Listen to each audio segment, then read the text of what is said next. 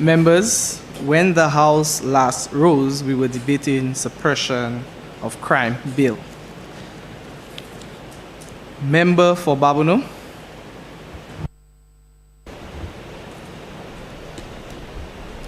Good day to all. I trust that everyone has had a delectable lunch and are a bit drowsy. But let us not forget it came from a business owner who also directly impacted the manufacturing industry. Mr. Speaker, it is with pride I rise to support the introduction and passing of the Suppression of Escalated Crime Police Powers Bill today. Our police officers should be empowered and protected to steer our economy and our people into the right direction. A lot has been said, but I do wish to add more and to emphasize points that could not have been stressed enough. Not only as Minister for Commerce, Manufacturing and Business Development, as leader of government business, but also as a business owner myself. Navigating through the unpredictable seas of life and business is like captaining a ship. The journey is filled with calm waters and turbulent storms, and success depends on skillful navigation, resilience, and adaptability.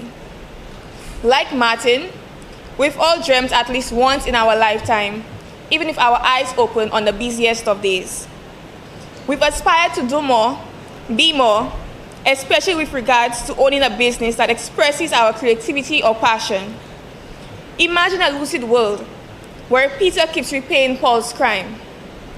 Imagine a world where the very same police officers meant to protect us themselves are being restricted and unprotected, and thus prevents us from bringing our dreams into fruition. How can you pour from an empty cup and help others if you first cannot help yourself?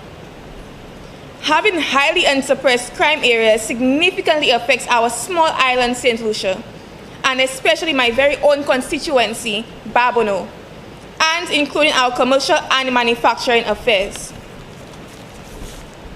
Crime affects us physically, socially, and economically, to name a few, and this is why, Mr. Speaker, I cannot stand against protecting and empowering our police officers. Crime has multiple physical effects on the business sector, especially in St. Lucia, specifically Babono, and with heightened police presence, empowerment, and protection, we can then begin to see positive light. In a place where crime is unsuppressed, businesses and aspiring business owners are restricted when physically expanding or opening a location. A wider population becomes unattainable, and establishments cease to operate in their fullest potential. Police should in fact be allowed to cease operations from suspect buildings that condone illegal activities or facilitate crime. Authorize them to access any premise to carry out their due diligence and seize where necessary. Resources may be minimal and victim recovery from criminal acts may be a tussle. Therefore, restoration becomes a challenge following acts of theft, burglary, and vandalism, to name a few. Those are the same businesses our current government is aiming to assist and improve. There is absolutely no way I stand against building up our police officers. Let them block roads and stop any suspected people. If you are not guilty, why should you be afraid?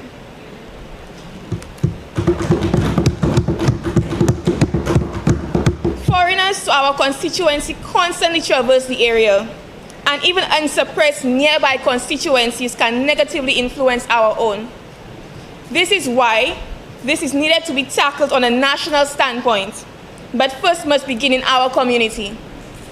Individuals share our schools, our workplaces, and are carrying negative energies or visuals from witnessing crime or being in areas of crime, and in return can influence or project their feelings on others. This leads to depression, anxiety, mental instability, stress, and other negative emotions. Students at our educational institutions may have a decline in education and have their studies tremendously affected.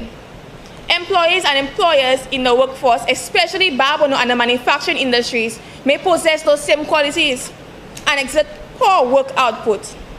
Zero productivity and output affects country GDP and makes room for a recessive economy.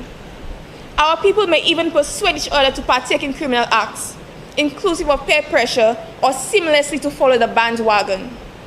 Some of our youth are seeing and believing that it is unnecessary to work hard for their desires. We even have individuals struggling to maintain relationships with families and friends. Enforcing our police officers, especially in Barbono, prevents many negativities that highly unsuppressed crime areas permit.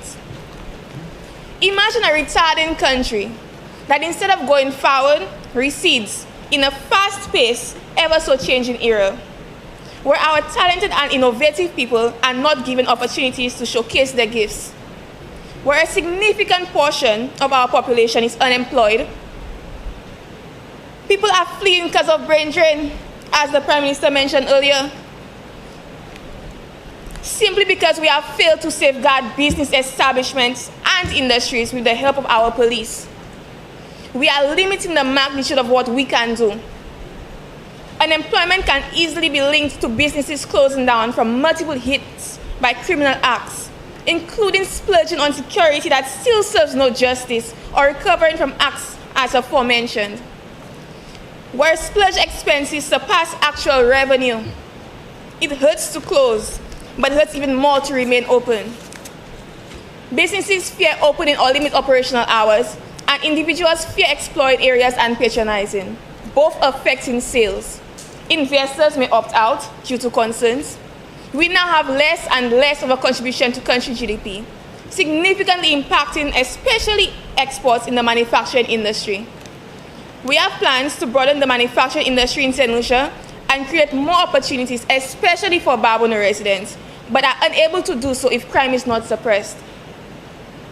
We need our police, our knight and shining armor, to protect us from the wrath of those who walk in the darkest shadows of this country. This is an uphill battle between government and crime, and we must stand triumphant. Our cries exist physically, socially, and economically, and are so loud, even the audibly impaired can hear. There's only so much words can do as a deterrent, and hence why we need to accept the passing of this bill to incorporate our police officers. It would be foolish of me to not stand for our officers and to put them first in order to put our country first. Let us not prosecute our officers or take any malicious action against their reasonable suspicions as an officer to keep us safe. Instead, let us restore order and preserve tranquility. If police officers are placed in a position of higher power, perpetrators will second-guess partaking in acts of crime. Let's make room to manufacture our dreams. Remember, we are affected as a nation, as an industry, as a constituency, and as an individual. Restricting our police officers from completing tasks diligently and to the utmost potential, especially with regards to high crime areas and lack of safeguarding and protecting them, affects us all. If you want to get anywhere, you have to start somewhere. Thank you.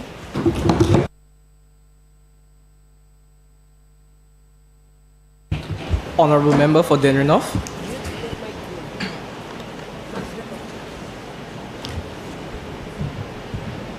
Thank you, Mr. Speaker. Greetings to all members of this august body, guests in attendance, virtual viewers here in St. Lucia and the diaspora. I am grateful to you who have made it your duty to support us here in this chamber today. Bonjour tout moun qui ka supporté nous jeunesse qui ici a kai on our sala. Merci pour zoe écoute. Mr. Speaker, I would like to further extend greetings to our nation as we celebrate our 46th year of independence. As we speak, the National Independence Battle Relay is traversing through the constituency of Denry North. Denry North also congratulates Ms. Timikwa Bushan Dieterville on claiming the title of first runner-up at the Miss OECS 2025 pageant. Today, as I stand before you as a representative of the youth of Denry North to express my views on the bill titled Suppression of Escalated Crime, Police Powers, permit me a moment of your time to add my voice to this piece of legislation. Mr. Speaker, you will agree with me that the statistics prove that we live in a society where crime is on the rise, primarily gun-related violence. We have lost many young men to such. Personally, I have mourned the loss of a loved one due to gun-related violence and continue to do so today. However, the manner in which this bill advises dealing with this issue, while well-intentioned, is not fruitful nor beneficial to our society.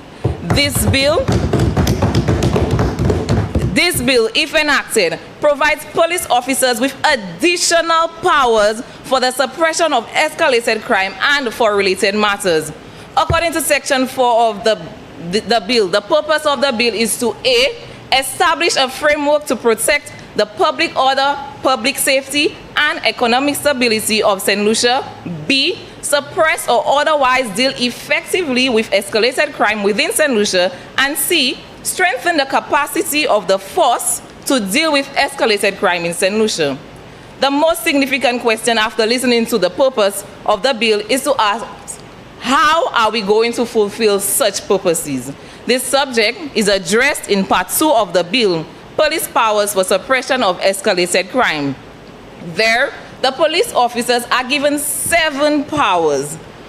Power to stop a person, power to block road and set up cordon, power to require removal of vehicle or other article, power to access land or building, power to close premises, power to give directions for controlled firearms, ammunition, explosive, and power to control places of public resort and entertainment. A thorough search yielded numerous definitions to the term power, but its basic meaning conveys the capacity to direct or exert strong influence over actions. Mr. Speaker, growing up, you would have heard of the old proverb from our seniors which states, do not fight fire with fire. And I will say it in Creole, pas goumer di feu avec di feu. Giving our police officers these additional powers is not a sure way to curb crime in St. Lucia. On March 10, 2023, at approximately 10:46 p.m., the St. Lucia Loop News outlet published an online article titled, Murder Spree in Vieux-Fort Rages On, Man Shot Dead. This article reported the death of 2 men, taking the murder toll in Vieux-Fort to 7 in just 2 days. With an upsurge of criminal activities occurring in Vieux-Fort and around the island at that time, the government of St. Lucia saw it fit to employ the services of the regional security system to assist the Royal St. Lucia Police Force in combating crime here in St. Lucia. However, this was ineffective as criminal activities continued. Moreover, granting the police officers additional powers is equivalent to telling gang leaders and members, you have guns, we have them too. And the Honorable Prime Minister did say that they will be giving the police officers lethal weapons. Mr. Speaker, these 7 powers granted to police officers are not far-fetched from what police officers are allowed to do as per their job description and as per the law which governs their job description as well. Are they going to now exercise these powers with more aggression? Members of this honorable house, through you of course, Mr. Speaker, will agree with me based on the numerous published videographic footages that police officers have not approached civilians in the best ways, which consequently leads to escalation of simple situations. We have heard of numerous cases of police brutality in which people have been killed and family members are left to lament and wail at the hands of justice system. Is this what we want to be repeated, especially in an area deemed by the Minister of Security as an area of escalated crime? Furthermore, this bill represents nothing but a quick fix to an in-the-moment situation. With an escalation of crime in a specific area at a particular point in time, this bill proposes to serve its purposes to de-escalate crime. However, when that period of time is over, what is being done to ensure that crime remains under control? What are the initiatives being put in place to keep our young boys, our young men positively occupied? What is currently being done to areas that are prone to escalation of crime to help combat the problem before it is escalated? Mr. Speaker, I suggest programs like conflict resolution should therefore be introduced as community outreach initiatives and extended into our schools, commencing from the primary school level to aid in alleviating the crime situation.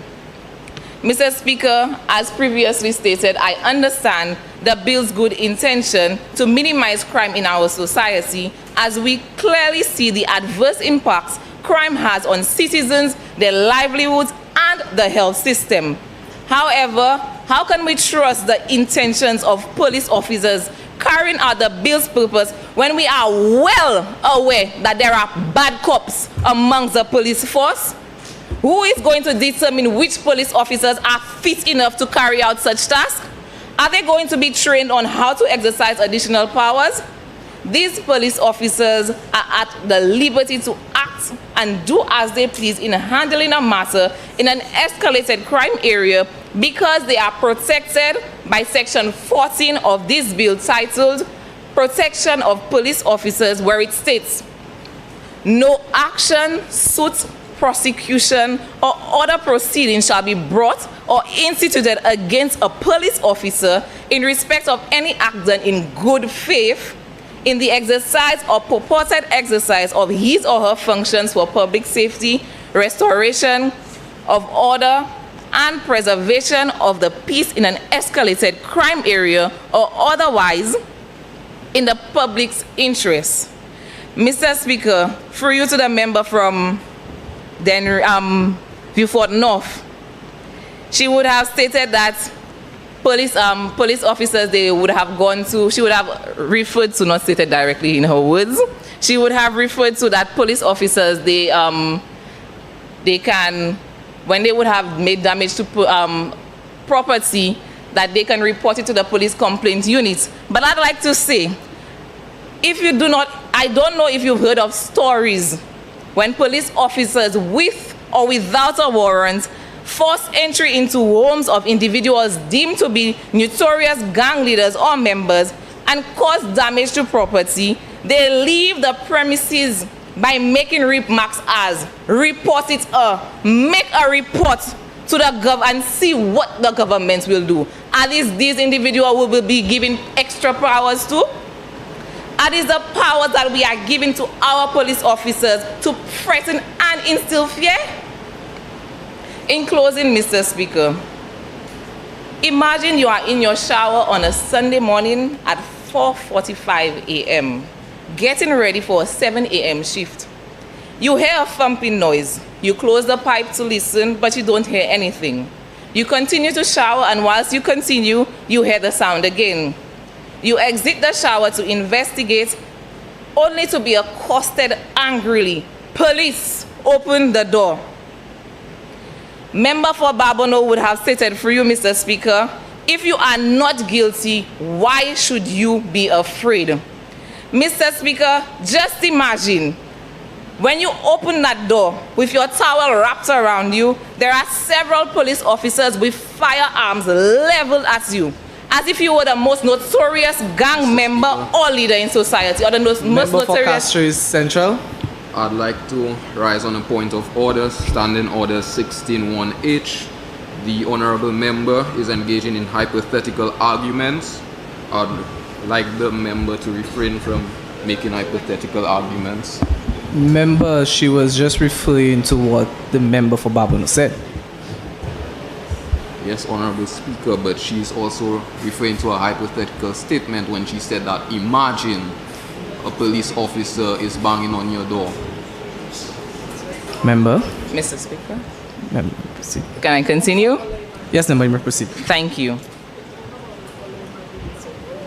Mr. Speaker, as I was saying, These firearms are leveled at you as if you were the most notorious criminal in St. Lucia. Firearms that are half your height. You remain amazed because you have no idea as to why they would have made such an appearance. They come forward and issue a search warrant because they believe you are in possession of illegal firearms and ammunition. When questioned, they simply state, "We have information."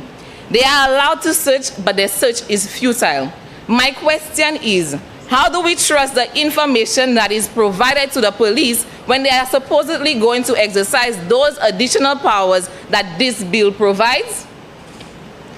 Mr. Speaker, as I stand before you, I stand here today to oppose the implementation of the Suppression of Escalated Crime Police Power Bill as it stands because it is only an antidote to an allergic reaction happening in the moment rather than a maintenance dose of antibiotic to the infection that plagues our society.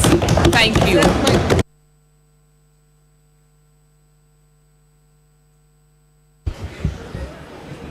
Honorable Prime Minister.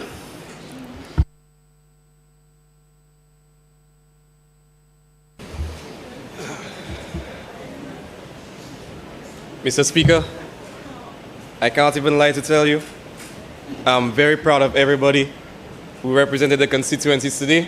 I'd like you all to make a little ruckus for yourselves. I do believe that we are very much well represented in this honorable house.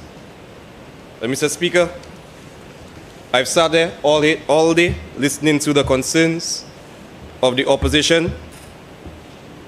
And one thing that I found very predominant was that there were many, many concerns raised. However, only few members of the opposition offered real solutions. Mr. Speaker, I'd like to refer to what the leader of the opposition stated, member of Miku. The bill empowers the police, but what about our civilians? Okay, let me say this, Mr. Speaker. While it empowers our police, does it not empower police to protect these same civilians? Mr. Speaker, let's face the reality. The gang violence, it's so deep within our communities, within our schools, to the point where it's about gang this, gang that, 6 this, 6 that, 7 that. Guys, let's be real.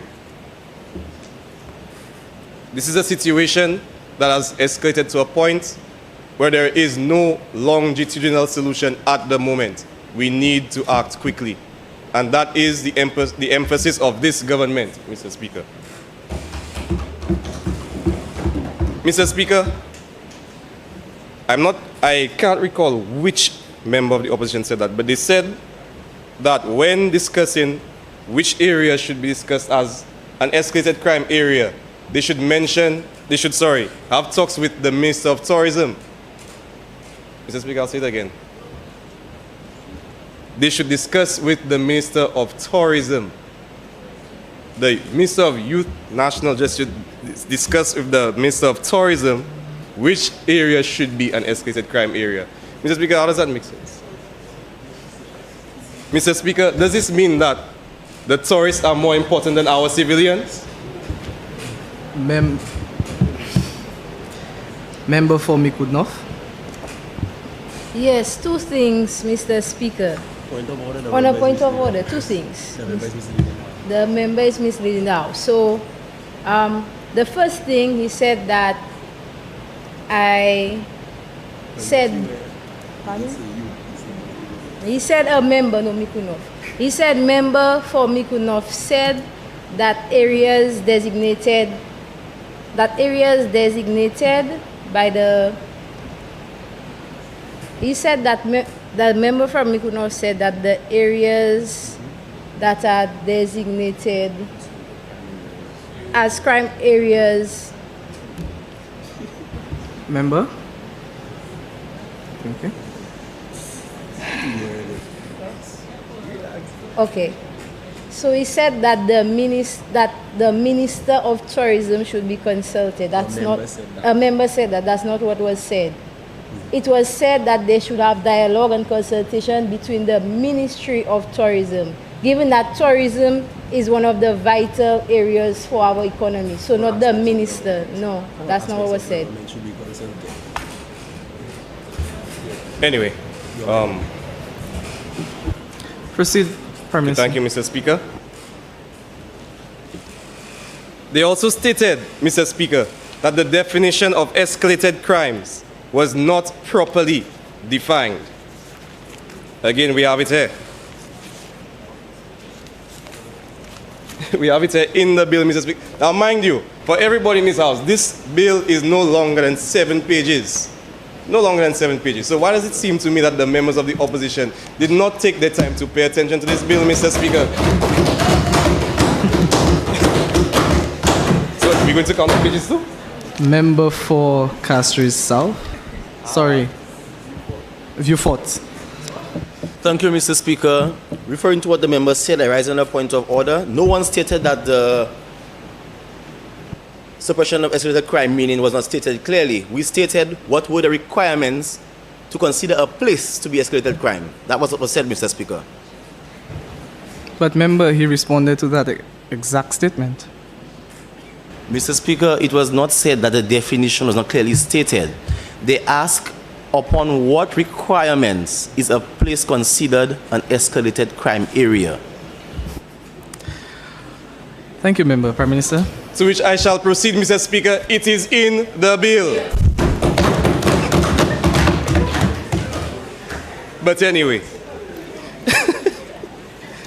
Mr. Speaker, if they are not paying attention to the sheet in front of them, how can they pay attention to the voices of the people of this country, Mr. Speaker?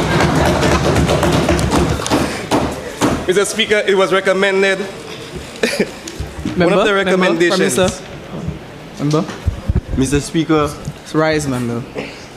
Mr. Speaker, the member is misleading the House. How is the Okay? member misleading the House? Mr. Speaker, the member from Beaufort South never said that it was the definition was not in the bill. He is responding to what the member for Castries South East stated, was that a member on this side said that the definition was not clearly stated in the bill. That is what you were saying, Mr. Speaker. So I ask the honorable member to retract that statement. It is not in the bill. Member, Honorable Prime Minister, proceed.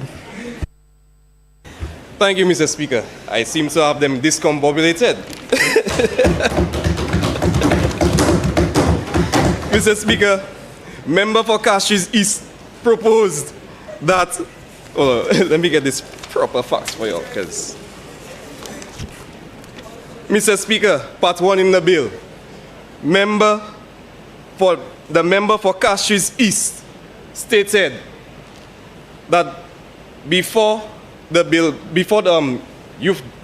Minister of Youth and Justice decides where is an escalated area, it should be published in the Gazette. Mr. Speaker, part 1, the only part in number 5 on the bill, I shall read for you all. Designation of an escalated crime area. The Minister may, after consultation with the Commissioner of Police, by order published in the Gazette, designate an area as an escalated crime area if there is escalated crime in that area. It is in the bill, Mr. Speaker. Member for Castries East. Mr. Speaker, point of order, the member is misleading the House. Member, how is the member misleading the House? Mr. Speaker, I said that an arrangement with outside security forces, details of such arrangement should be published in the Gazette, not the designation of an escalated crime area. Member, you rose on a point of order earlier. You didn't say those words. You clearly did not say those words. Member, you clearly, when you rose on a point of order, you did not say those exact words. That wasn't your point of order the first time. Honorable Prime Minister, proceed.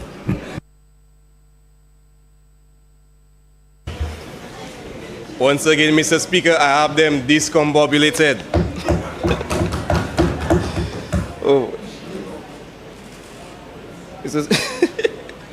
Anyway, Mr. Speaker, I listen. Sorry. The members of the opposition also asked the question, was the Police Act not enough?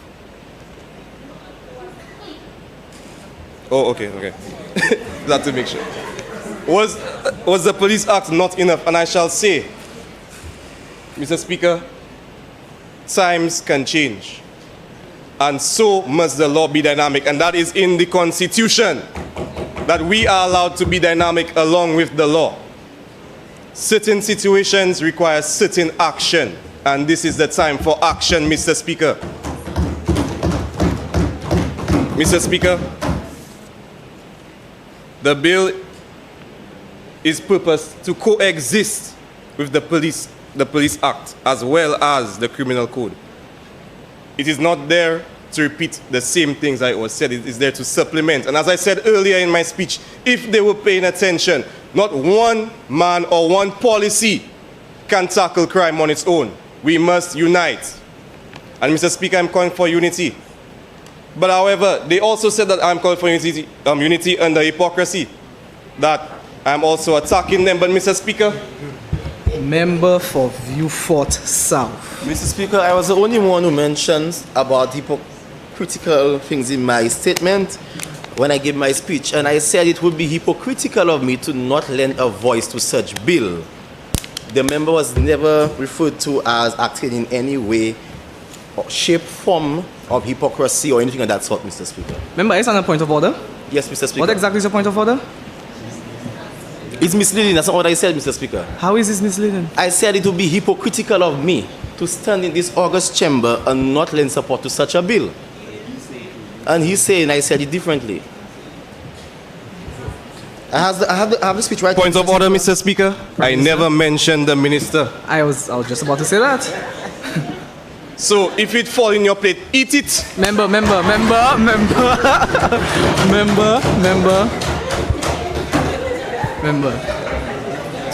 Proceed, Prime Minister, please. You're trying to get me riled up inside the house. Mr. Speaker, they're testing our patience.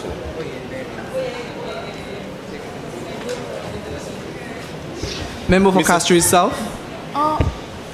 My point of elucidation, I just wanted to ask, he said that, well, we do see that the bill, yes, it coincides with the Police Act, Criminal Code and whatnot, but are they also, like I stated earlier, that there are not certain amendments that are made to the law itself, especially when we look at, like I said earlier, with the revised edition laws of St. Lucia, where it does not fully explain what is unnecessary force use against the citizens of St. Lucia. So I'd like you to, I don't know if you could further explain as to how is that going to protect our people if certain things in our law has not been changed. Thank you. Yeah. So, member, at this point, you can't ask questions. You need to clarify. So, the Prime Minister will have to continue his presentation.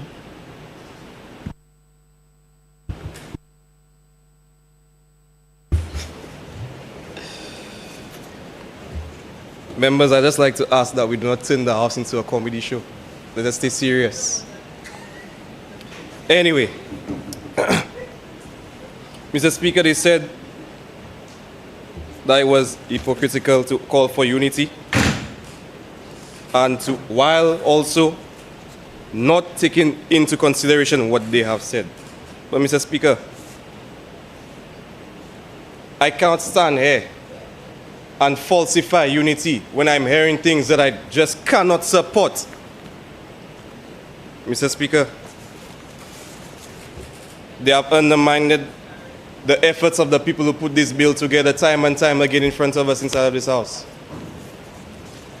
How much harder do the lawmakers need to work to satisfy you? Did you even give a proper read? I'm very much convinced that you did not. And Mr. Speaker, that just shows me, if you can't commit to the 7 pages, how can you commit to the country of St. Lucia? You're showing me the lack of consideration, but I digress.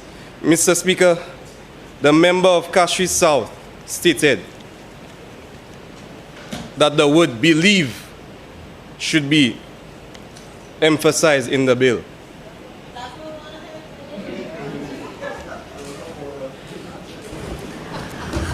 Member for Castries South. Sorry, I stand on a point of order that the member is misleading the House. I never said emphasize the word, we're not emphasizing the word believe. I chose to say the key word which stood out to me in this bill was the word believe. Now, I never said that's what applies to the bill or emphasizing that in the bill. I'm just telling you all, let's look at that one word. So, if you're going to quote me, Mr. PM, please quote me correctly. Member, let me get it right. Repeat this. Say it. Member for Castries South. I want to hear clearly. Can you please repeat the statement you just said there? The statement of what I said about believe? Yes. I said that we can simply see that once an officer has reason to believe that there was a criminal and so on and so forth. So then I simply said, let us just note the word believe. That's just it. Member. Proceed, Prime Minister. Mr. Speaker, at this point, it's crazy to me. But anyway.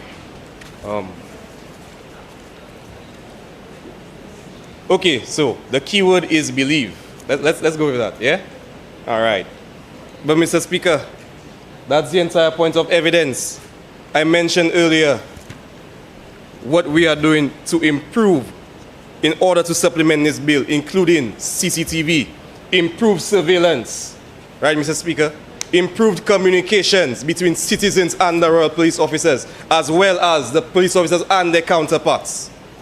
So, Mr. Speaker, this is put in place in order to mitigate the number of false accusations that we have when police are carrying out these enhanced powers, Mr. Speaker. We are very much aware that the abuse of power is a possibility. However, these CCTV cameras and enhanced surveillance systems is not just to protect the police, but to protect the citizens as well. Mr. Speaker, a camera has no perspective except what it is shown. All it shows is what happened. So if the police are in the wrong, they are liable to scrutiny, as well as criminals as well. So, Mr. Speaker, I just believe that this is not enough to oppose a bill such as this. Mr. Speaker, I'd like to appeal to the hearts of everybody inside of here today to give it another thought. Really think about the concerns that were raised here today. And is it enough to not support our police? Mr. Speaker, which side are we on? Minister, member. All right, so, Mr. Speaker, the point of order, where the Prime Minister quoted what I said, and he said, if giving the police more powers doesn't also protect the citizens. I want to just complete the entire statement. So yes, I said, if we give the police excessive, and if we empower the police, we also have to empower citizens, but you just stopped at that, right? In addition, what I said to complete the statement was that we also need to empower the people by putting in place programs just as the educational programs for the police. Yeah, but you didn't add that, which made the statement incomplete. So it is saying something totally different. If you say, so for example, Prime Minister, hold on. Prime Minister, relax, okay? Calm. Giving the extra powers to the police will empower them, right? That was said.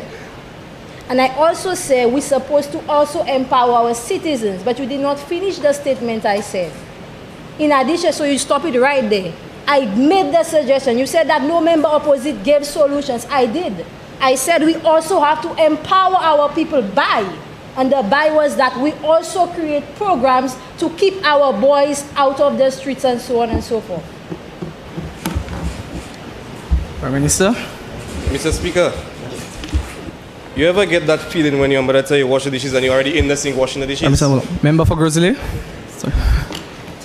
Mr. Speaker, on a point of order, I'd like to ask members opposite to stop directly addressing members in the House and take their complaints directly to the Speaker. Through the Speaker. Through the Speaker, because several members have directly attacked the Prime Minister. So I would like to ask members opposite to please refrain from doing that. Members opposite, you heard the member for Grizzly. Thank you. Prime Minister. Mr. Speaker, in my... Member. Mr. Speaker, through you, I just want to clarify. It is not an attack, but in the spirit of unity and kudme, if you're going to state what I said, please finish the statement. Because if you just say if he just says the beginning, it remains incomplete. It is not what I said. It doesn't interpret what I meant. I do not like that. And we are not attacking. We are simply stating where he's going wrong, because maybe because of how the tension was in the moment, he's scrambling and he might be missing words. Now, missing words mean missing evidence, and I don't like that. Thank you. Thank you, member from Bikudnov. Prime Minister. Oh, member for Castro Central. Member, turn off your mic. Mr. Speaker, I'd like to stand on a point of 3211. The opposition is clearly reading off a piece of paper. If they expect the Prime Minister to remember everything that they're stating, and they're stating it right now, they're obviously reading off a piece of paper. So I ask the members of the opposition to make it a paper of the House. If they want the Prime Minister to speak of what they're stating, make it a paper of the House. Thank you, member for Castro Central. Oppositions, you heard the member for Castro Central.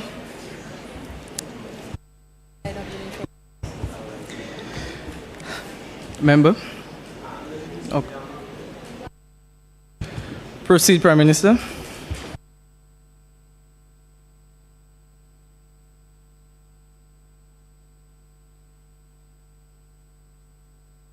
Mr. Speaker, I mentioned in my first speech that we will not have counseling programs just for the police officers, but for the citizens as well as programs on the community level to enforce and improve relationships between the police and the citizens. Mr. Speaker, yet still they go and say it was never said, but that's okay. We are the ones listening to the people of St. Lucia, obviously. And Mr. Speaker, I feel like everything that had to be said has already been said. I'll not prolong this any longer. But I do hope that the intention of this bill is seen by all the members of this House, as well as, especially by the members of the opposition, as a matter of fact. I see them having a good time in the corner. I know you love the spotlight. That's why I give it to you, my son. But anyway, Mr. Speaker, I'd like to conclude and say this. Opposing this bill shows that you are not just opposition to this youth government party, but to the citizens of this country as well. Thank you, Mr. Speaker.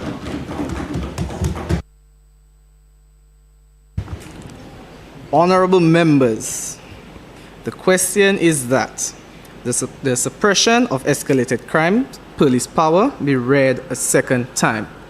I now put the question. As many as of that opinion say aye. As many as of the contrary opinion say no. I think the ayes have it, the ayes have it. An act to provide police officers with additional powers for the suppression of escalated crime and for related matters.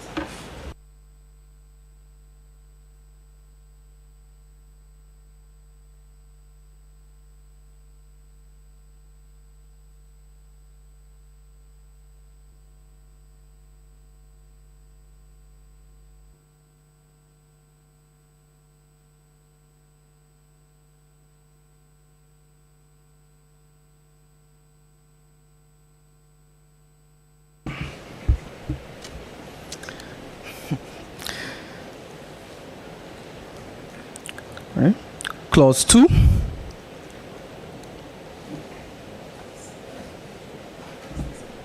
Interpretation.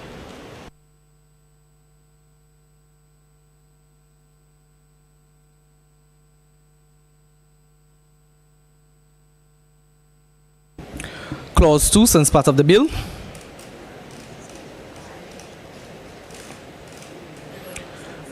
Clause 3. Application of this act. Clause 3 since part of the bill. Clause 4. Purpose. Clause 4 since part of the bill. Part 1, clauses 5 to 6. Designation of an escalated crime area. Part 1, clauses 5 to 6, since part of the bill. Part 2, clauses 7 to 14. Power to stop a person. Part 2, clauses 7 to 14, since part of the bill.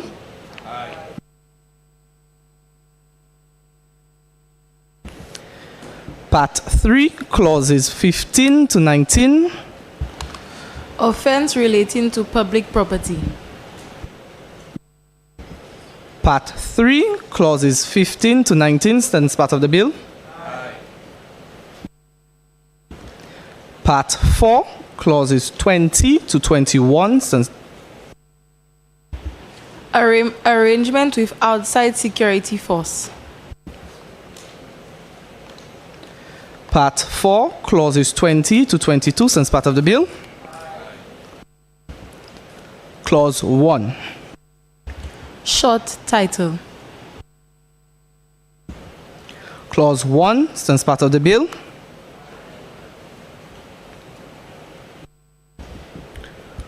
Honorable members, the question is that the committee rises and the bill be reported.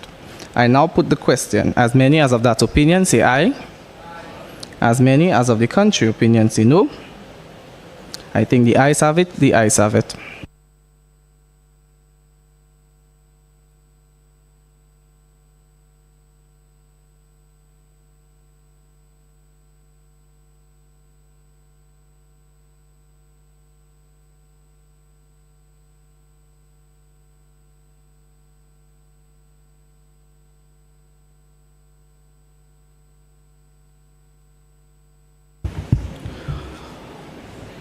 Honorable members, I beg to report that the suppression of escalated crime police power bill went through committee stages without amendments.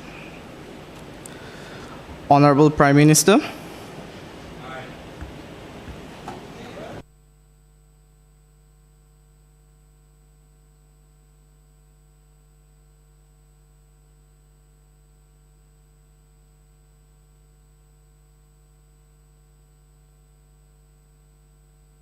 Sorry about that. Mr.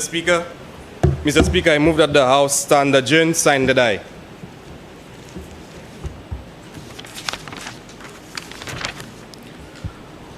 Honorable member, the question is that the House do stand the die. Honorable members, I now put the question. As many as of that opinion say aye. As many as of the contrary opinion say no. I think the ayes have it, the ayes have it. Sitting adjourned.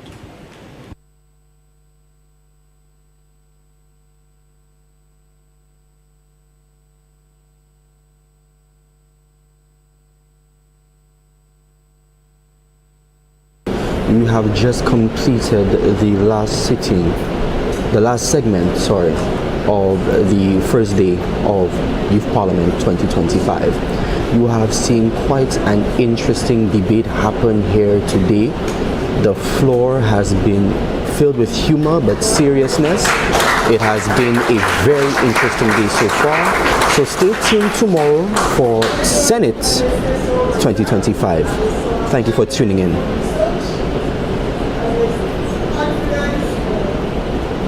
Communication skills, analytical skills,